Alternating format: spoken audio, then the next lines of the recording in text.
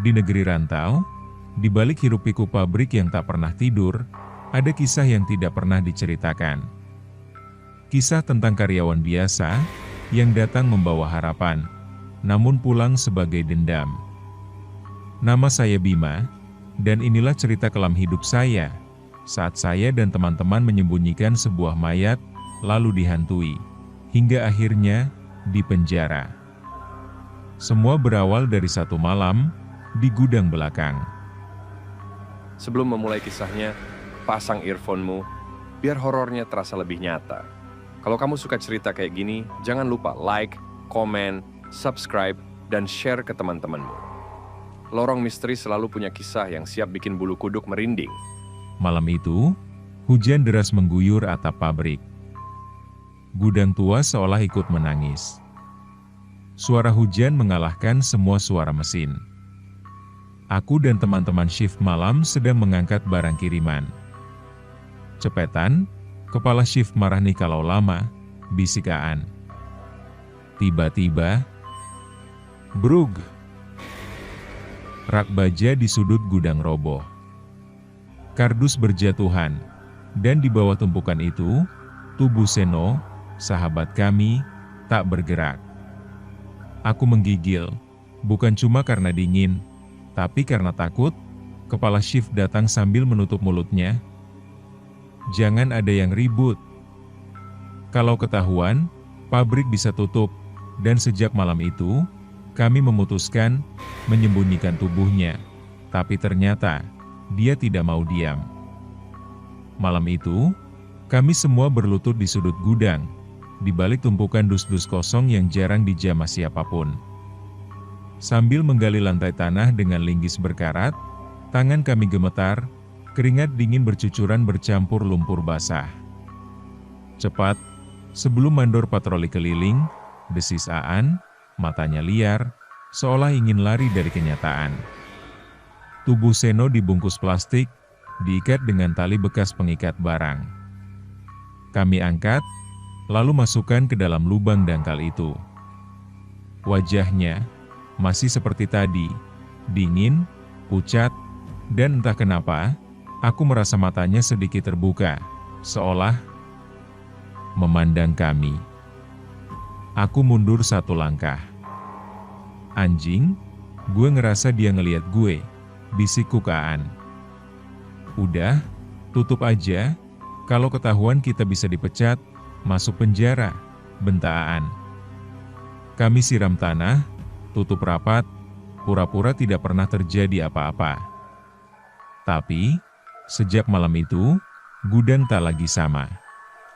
Setiap malam, suara ketukan dari dalam lantai, suara bisikan lirih menyebut, Bima, Bima, Bima. Aku mulai tidak bisa tidur, karena Seno belum benar-benar pergi. Setelah malam itu, semua berjalan seperti biasa, secara kasat mata. Siang kami kerja seperti tak ada yang salah, kepala shift pun sok-sokan normal, seolah tak ada darah yang pernah tercecer di gudang itu. Tapi setiap malam, aku mulai mendengar suara-suara yang tidak didengar orang lain. Di kamar kos, aku dengar, Bim, Bim, kenapa kau biarkan aku sendiri? Aku bangun dengan keringat bercucuran. Mataku sayu menatap jam dinding, pukul 2:12, waktu di mana Seno biasa minta tolong gantikan shift lembur. Besoknya, saat kerja malam, aku sengaja diam di belakang sendiri, di dekat gudang. Aan nyamperin aku sambil ketawa, "Wai, jangan sok serem loh, dia udah mati kok," aku bisik pelan. Tapi kenapa gue yang dengar? An, suara dia tiap malam manggil gue. Aan berhenti ketawa, mukanya pucat, dia bisik, "Bim, lu juga denger ya? Gue juga, tiap malam." Suara dari bawah gudang, dari dalam tanah, dan di malam ketiga, kami sama-sama melihat Seno berdiri di ujung lorong gudang, menatap kami tanpa kelopak mata. Malam keempat, aku dan Aan sepakat diam. Kami pura-pura kerja seperti biasa, tapi hati kami tidak pernah tenang. Jam menunjukkan pukul 1.45 dini hari. Saat kami sedang menyusun barang kiriman, lorong panjang di sudut gudang, gelap, dan sepi. Aku coba melirik ke arah lorong, dan saat itulah aku melihatnya. Seno berdiri di sana. Bajunya masih seragam pabrik, tapi basah, seperti habis dicuci lumpur. Kepalanya miring ke kanan, matanya menatap kami lekat. Tidak berkedip, tubuhnya diam seperti patung, tapi darah menetes dari dahinya. "Aan, lo lihat gak?" Suaraku bergetar. Aan gak jawab, dia justru menjatuhkan dus dari tangannya, mundur pelan, sambil tangan gemetar, bibirnya komat kamit. "Bima," dia ngikutin gue, dari kos, sampai pabrik, tiba-tiba lampu lorong kedap-kedip, suara pelan terdengar. "Kenapa? Kalian kubur aku hidup-hidup." Jantungku seperti mau copot, kami berdua lari, meninggalkan gudang, tapi langkah kami seperti dikejar oleh suara kaki ketiga, suara Seno yang tidak pernah lagi bernyawa. Hari-hari berikutnya berubah jadi neraka. Aku dan Aan sepakat menghindari gudang, ganti shift jadi pagi, menghindari malam. Tapi entah kenapa, Seno selalu tahu. Pagi hari, saat matahari bersinar terang, aku merasa aman. Tapi baru jam 9 pagi, aku dengar suara seretan kaki di belakangku, di lorong pabrik, saat semua orang sibuk. Aku menoleh, lorong kosong, tapi suara langkah berat tetap terdengar. Di kamar kos, aku mandi, air keran mendadak deras, keruh, dan berwarna merah. Aan makin kacau. Dia sering ngomong sendiri. "Bima, gue gak kuat, gue pengen ngaku. Kita salah, dia gak pantas dikubur kayak binatang." Aku mengunci kamar, ketakutan sendiri. Aku bahkan sempat kabur, pulang ke kampung, cuti tanpa kabar, tapi jam 2 malam, suara pintu kamarku diketuk. Duk! Duk! Duk! Dan suara berat, berbisik. "Bima, kembalikan aku, pulangkan aku." Tidak peduli kemana aku pergi, Seno selalu menemukan aku. Karena yang dia kejar, bukan tempat, tapi dosa kami, yang tidak bisa dikubur. Panik makin menjadi. Aku, Aan, dan 2 teman lain, Jaya dan Lukman, berusaha minta tolong ke kepala shift. Tapi bos besar pabrik malah datang. "Jangan macam-macam. Diam kalian. Pabrik ini besar karena tutup mulut, bukan karena teriak-teriak dosa," bentak bos dengan mata melotot. Dia bahkan ngasih kami amplop tebal. "Ini tutup mulut, kalian tenang, gak ada yang bakal tahu." Tapi setiap malam, teror semakin gila. Jaya pingsan pas shift malam. Katanya dikunciin sama Seno di kamar mandi pabrik, pintunya gak bisa dibuka sampai subuh. Lukman teriak-teriak kayak orang kesurupan, sujud di depan gudang sambil nangis. Aku gak kuat. "Seno, maafin aku, maafin aku." Sementara aku mulai mimpi buruk. Tiap malam Seno duduk di pojok kamar kos, kakinya terlipat aneh, lehernya patah, tapi senyumannya tipis. "Bima, kalian sudah jual nyawaku, semua akan dapat balasan." Akhirnya, kami sadar. Bos juga tidak akan selamat, karena hantu, tidak peduli jabatan, semua yang ikut menutupi, akan dapat gilirannya. Seminggu setelah amplop itu kami terima, kabar buruk datang pagi-pagi. Bos kami, yang selama ini menutup semua aib, ditemukan mati membusuk di dalam mobilnya. Mobil itu terparkir di area parkir belakang pabrik, tepat di atas lokasi kuburan Seno. Saat polisi datang, mayatnya membiru, Dengan ekspresi mulut menganga, matanya membelalak ke atas, seolah melihat sesuatu yang menakutkan. Semua pekerja heboh. Gudang langsung disegel. Pabrik diliburkan 2 hari. Tapi, buat aku, Aan, Jaya, Lukman, istirahat itu sia-sia, karena Seno tetap datang, bahkan makin sering.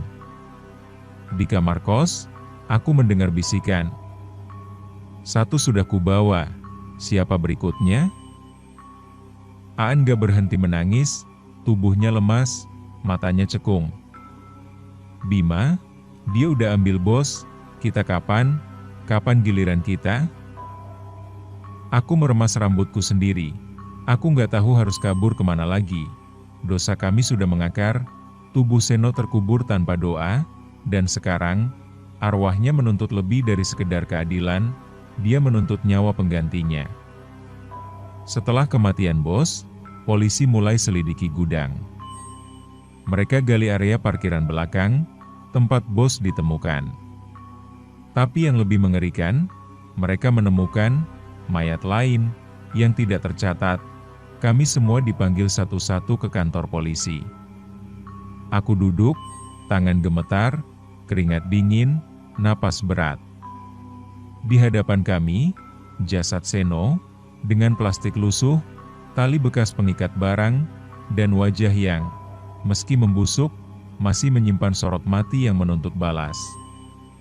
Aan gak kuat, dia pecah duluan. Pak, kami cuma nurut bos. Seno mati ketimpa rak. Kami gak sengaja. Kami cuma takut, Pak, takut masuk penjara, takut dipecat. Lukman udah duluan muntah. Jaya gak henti-hentinya menangis. Aku cuma bisa menunduk, karena setiap kali aku mendongak, aku lihat Seno berdiri di pojok ruang interogasi. Senyum pahit, seperti menertawakan kegilaan kami. Malam itu aku sadar, penjara manusia mungkin menyakitkan, tapi penjara rasa bersalah jauh lebih menyiksa, jauh lebih mengerikan. Dan hukuman kami baru saja dimulai. Semua pengakuan kami tercatat, semua rekaman CCTV diputar ulang, dan keputusan polisi cepat. Tanpa pengacara mewah, tanpa pembelaan, kami dijebloskan ke penjara. Hari pengadilan, keluarga Seno datang, ibunya menangis meraung. Kenapa anak saya nggak pulang? Cuma karena kalian mau selamat. Kalian tega banget. Saat borgol mengunci pergelangan tangan, aku merasakan napas dingin di belakang telinga. Suara familiar berbisik. Akhirnya, kalian ikut bersamaku di sel tahanan, malam pertama. Aan terbangun sambil teriak. Dia di pojokan sel. Bima, dia ngeliatin gue, senyum, sambil nunjuk ke arah kita.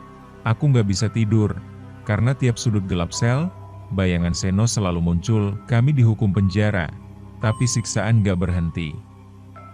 Di kepala kami, jeritan Seno, senyuman miring, suara tanah basah, semuanya terus berputar. Setiap hari, setiap malam. Kami pikir dengan dipenjara semua selesai. Nyatanya, ini baru awal dari kutukan panjang yang takkan pernah berhenti. Karena dosa kami tidak akan pernah luput dari pembalasan. Tahun-tahun berlalu, tubuh kami kurus, wajah kami pucat, tapi bayangan Seno tetap hidup, lebih nyata dari udara yang kami hirup.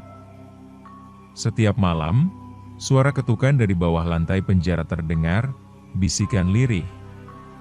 Kalian jual nyawaku, kalian kubur aku seperti sampah, kalian tidak akan pernah tenang.